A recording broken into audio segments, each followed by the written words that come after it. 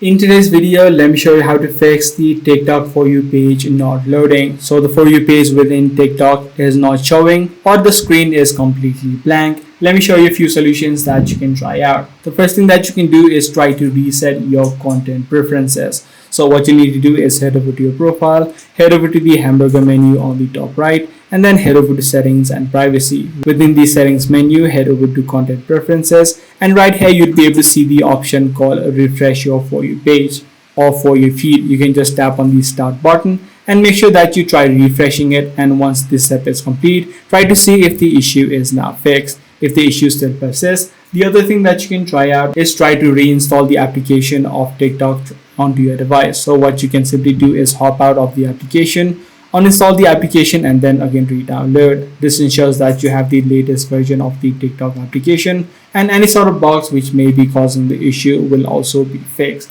Now, even after doing both of these steps, you're still having issues with it. This is likely due to the server-side issue of TikTok, or TikTok may be down right now. So what you can do is open up a web browser, search for downdetector.com, and check if TikTok is actually down right now. So if TikTok is down right now, you just need to wait out a couple of hours before the issue is automatically fixed. I do hope this video did help you out.